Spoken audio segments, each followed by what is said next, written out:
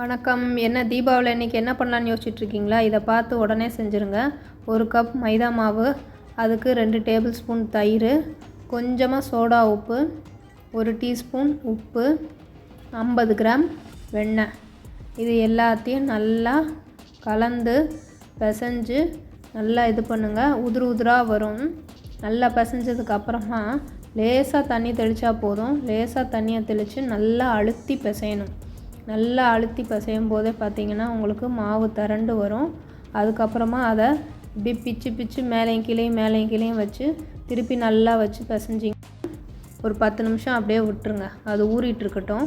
அதுக்குள்ளே நம்ம சர்க்கரை எடுத்து பாகு வச்சிடலாம். 2 பங்கு சர்க்கரைக்கு 2 பங்கு தண்ணி.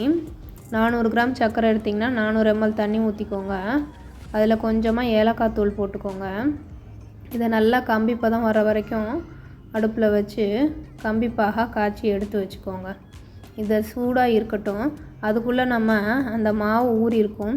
அதை எடுத்து நல்லா 2 உள்ளங்கைக்கு நடுவில் வச்சு உருண்டையாக ஆக்கி நடுவில் ஒரு அழுத்தி அதை போட்டு பொரித்து எடுக்கலாம். இதுக்கு மிதமான சூட்டில் எண்ணெய் இருந்தால் போதும்.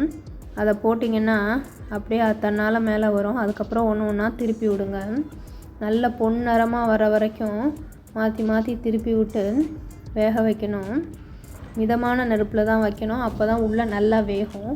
கூட்டி வச்சிங்க அப்படின்னா வெளியில் கருகிரும், உள்ளே வேகாது. இல்லை கம்மியாக வச்சிங்கனாலும் அது வேகாது. அதனால் மிதமான சூட்லேயே வச்சு நல்லா ஒன்று போல் திருப்பி வெந்து எடுங்க. அதுவே அருமையாக பொன்னிறமாக வெந்து அப்படியே புஷ்ஷுன்னு உப்பி வரும். நம்ம சோடா உப்பு போட்டிருக்கனால நல்லா புஷ்ஷுன்னு வரும். நல்லா சாஃப்டாகவும் இருக்கும். இப்போ இதையெல்லாம் நல்லா எடுத்து அரைச்சிட்டு சூட்டோடவே அப்படியே எடுத்து நம்ம ஏற்கனவே வச்சுருக்க பாகில் போடணும். பாகும் கொஞ்சம் சூடாக இருக்கும். இதில் போட்டு இதில் நல்லா ஊறினதுக்கப்புறமா அதை எடுத்து தனியாக வச்சிடலாம். அதிலே பாகிலே இருக்கணுன்ற அவசியம் இல்லை. சூடாக போட்டதுனால அதில் இருக்கிற சர்க்கரையெல்லாம் இது உறிஞ்சிருக்கும்.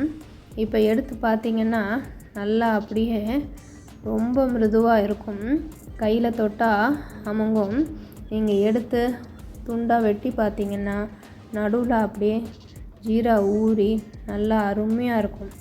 இதை பார்த்ததுமே அப்படியே எடுத்து வாயில் போட்டுடலான்னு தோணும். நீங்களும் செஞ்சு பாருங்கள், சாப்பிட்டு பாருங்கள். உங்களுக்கு எப்படி வந்துச்சுன்றதை சொல்லுங்கள். இதுக்கு முக்கியமான தேவை மைதா, வெண்ணெய், தயிர், சோடா உப்பு. இது எல்லாம் தாராளமாக போட்டு நல்லா பிசைஞ்சு செஞ்சோம்னா கடையில் இருக்கிறத விட அருமையான பாதுஷா கிடைக்கும். தீபாவளியை தித்திப்பாக்க பாதுஷா செய்து சாப்பிட்டு மகிழுங்கள். நன்றி.